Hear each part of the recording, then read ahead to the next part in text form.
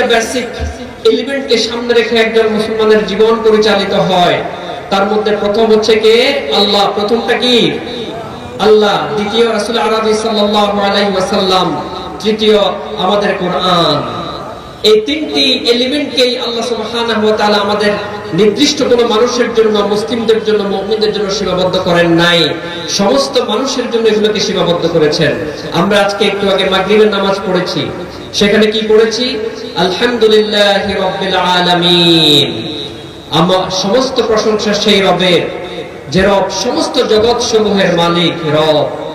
তাহলে জগৎ সমূহ কি শুধু মুসলমানরা বসবাস করে নাকি নন মুসলিমরা বসবাস করে?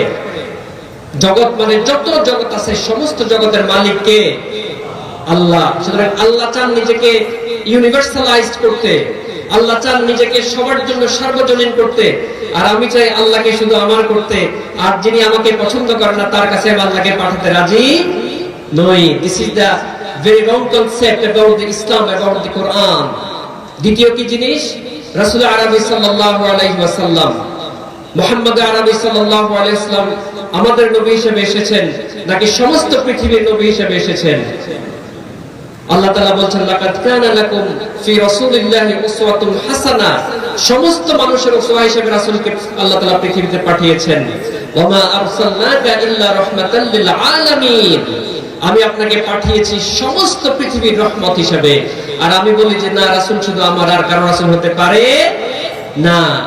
আবার যখন কোরআনের কথা বলি, কোরআন কোথায় নাজিল হয়েছে, কার জন্য নাজিল হয়েছে?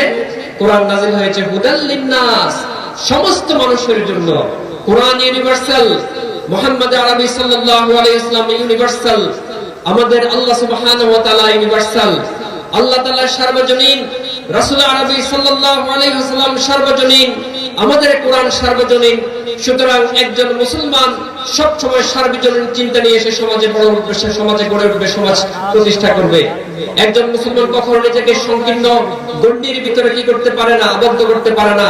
এটি আল্লাহর সুন্নাহ নয়, রাসূলের সুন্নাহ নয়, কোরআনের দেখানো পথ নয়।